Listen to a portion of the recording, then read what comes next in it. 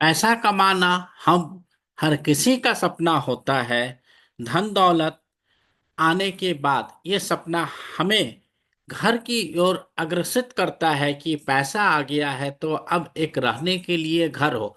लेकिन ये घर खरीदना भी कहीं आपके लिए सबब ना बन जाए और इनकम टैक्स का नोटिस ना आ जाए। मैं Manish Kumar Sinha cross business boundary में आपका स्वागत करता हूं। और आज हम बात करेंगे कि घर खरीदते वक्त हमें किन बातों पर सावधानी रखनी चाहिए, नहीं तो आपको आ सकता है इनकम टैक्स का नोटिस, जो अभी नोएडा के तकरीबन 12,000 टैक्स पेयर को आ चुका है और देश के कई हिस्सों में इसकी तैयारी हो चुकी है।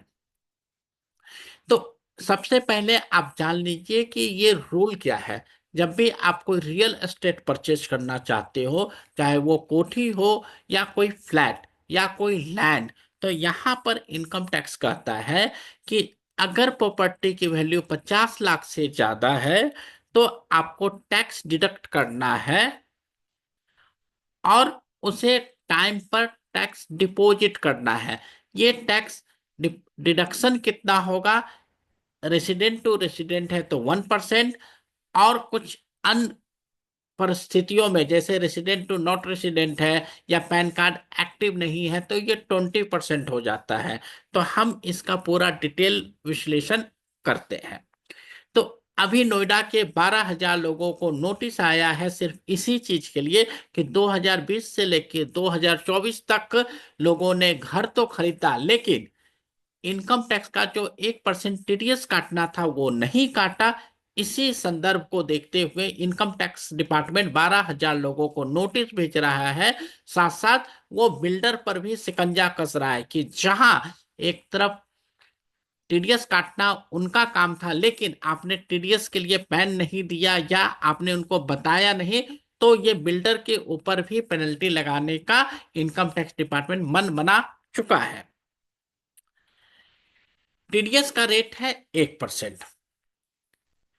अगर इनवैलिड पैन है, जैसे मैं हूं बायर, तो मुझे टीडीएस काटना है। अगर सेलर का पैन इनवैलिड है तो 1% की जगह पर ये 20% हो जाता है। इसी तरीके से अगर सेलर का पैन और आधार लिंक नहीं है तो ये 1% टीडीएस नहीं करता, ये 20% टीडीएस कट जाता है। इसी तरीके से अगर सेलर नॉट रेसिडेंट होता है और बायर रेसिडेंट है तो वहां पर भी टीडीएस का रेट 1% नहीं होके 20% होता है।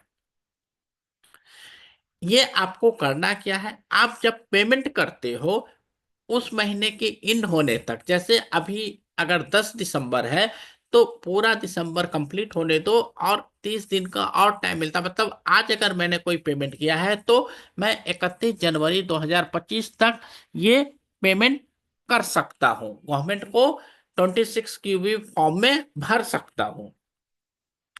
ये हमें हर इंस्टॉलमेंट पर देना होगा। जैसे मैंने प्रॉपर्टी परचेज किया 60 लाख का, इस महीने में मैं 15 लाख पे कर रहा हूँ, 1-2 महीने बाद फिर मैं 15 लाख पे करूंगा और उसके 3 महीने बाद मैं पूरा पैसा पे करूंगा।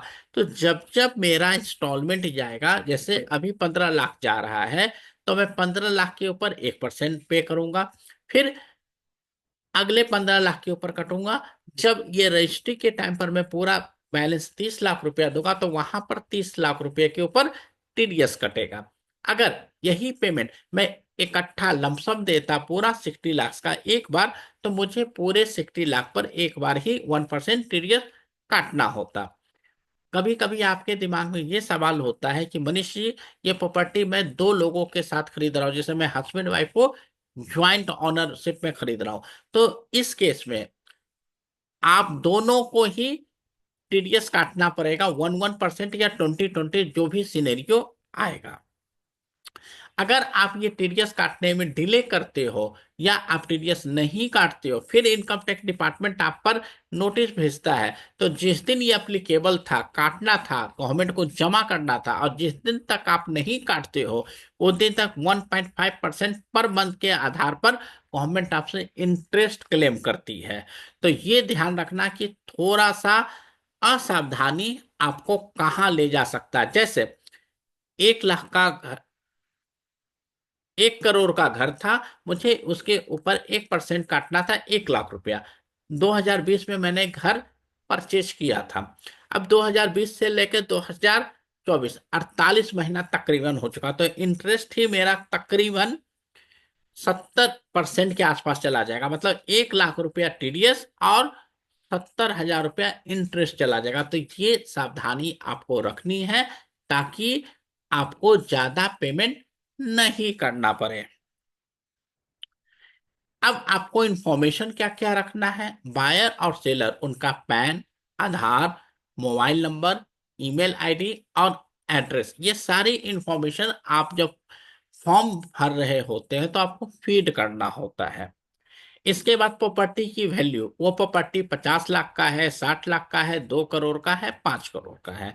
प्रॉपर्टी का एड्रेस और डेट ऑफ एग्रीमेंट और डेट ऑफ पेमेंट, ताकि इनकम टैक्स डिपार्टमेंट आइडेंटिफाई कर सके कि आपका टीडीएस रेट जो आपने काटा है और जिस दिन आपने गवर्नमेंट को डिपॉजिट किया, दोनों में अगर कोई इंटरेस्ट बनता है तो वो आइडेंटिफाई कर सके। जैसे आपने पेमेंट किया 1 अक्टूबर को और आप टीडीएस काट रहे हो 1 जनवरी को, तो 3 महीने का गैप हो गया। जबकि 1 अक्टूबर वाला का टीडीएस आपको ज्यादा से ज्यादा 30 नवंबर तक पे कर देना था, लेकिन आप कर रहे हो 1 जनवरी को अगले साल। तो अगले 4 महीने का वो आपसे इंटरेस्ट चार्ज कर सकता है। तो इसी कारण से 2020 से 2024 के बीच में बहुत सारे ऐसे घर हैं नोएडा, नोएडा एक्सटेंशन और गौतम बुद्ध नगर में, जहां पर तकरीबन 12,000 लोगों ने फ्लैट परचेज किया, टीडीएस नहीं जमा किया। तो उनको अब इनकम टैक्स डिपार्टमेंट नोटिस दे रहा है और उसका लास्ट डेट रखा है कि 31 मार्च 2025 तक अगर आप टीडीएस पे कर देते हो तो आपके ऊपर लीगल एक्शन नहीं लिया जाएगा। लेकिन अगर आपने ये नहीं किया तो आपके ऊपर लीगल एक्शन लिया जाएगा और आपके अकाउंट को भी फ्रीज किया जा सकता है, जिसके कारण आपसे वो पैसा रिकवर किया जा सकता है। अब जो सबसे बड़ा क्वेश्चन आएगा फ्लैट ओनर को, कि जैसे मेरा 60 लाख रुपए का था, मैंने बायर को तो 60 लाख दे दिया, अब मैं जो एक्स्ट्रा पैसा दूंगा तो वो तो एडिशनल पेमेंट बायर को जाएगा। डेफिनेटली ये एडिशनल पेमेंट बायर को जाएगा। अब आप बायर से बात करें कि मेरे को तो टीडीएस काटना ही है, अब जो टीडीएस आपके पास एडिशनल जाएगा वो आप मेरे को रिफंड कर दें, नहीं तो किसी और जो कोई ड्यू है तो उससे एडजस्ट कर दें। लेकिन आपको गवर्नमेंट ऑफ इंडिया को, इनकम टैक्स डिपार्टमेंट को टीडीएस देना ही देना है। और इंटरेस्ट तो आप ही के खाते में आएगा। इंटरेस्ट तो गवर्नमेंट ले लेगा, तो ना इसके लिए बिल्डर सुनेगा ना गवर्नमेंट ऑफ इंडिया सुनेगी। तो आपकी एक छोटी सी गलती आपको यहाँ पर फंसा गई। तो इस तरीके के कोई भी सवाल आपके पास हो तो आप हमसे जुड़ सकते हैं। और अगर ये वीडियो आपको अच्छा लगा हो तो आप अपने दोस्तों के साथ शेयर करें और इस चैनल को सब्सक्राइब करें, सो नेक्स्ट वीडियो का नोटिफिकेशन आपके पास आ जाए। और इससे रिगार्डिंग कोई भी आपके पास सवाल है तो आप पूछ सकते हैं। अब आप कहेंगे कि ये मैं टैक्स जमा कहाँ करूंगा, तो आपको इनकम टैक्स के अपने प्रोफाइल पर जाना है। वहां पर फॉर्म 26Q भी आएगा, वहां पर फीड करना है जो इन्फॉर्मेशन मैंने पहले बोला, Aadhaar card, PAN card, address, email ID, phone number, sale of agreement, installment, सारी चीज इंफॉर्मेशन भरना है। और ये रूल रेसिडेंट टू रेसिडेंट के लिए अप्लाई होता है। जहां पर नॉट रेसिडेंट आ जाता है तो आपको 10 नंबर लेना पड़ेगा और टीडीएस रिटर्न फाइल करना पड़ेगा। उसके लिए मैं एक अलग से वीडियो बनाऊंगा। ये सारे कंडीशन रेसिडेंट टू रेसिडेंट के लिए है। और दोस्तों, आपका कोई भी सवाल हो तो मैं आपके सवालों का इंतजार करूंगा। जब तक, प्रणाम।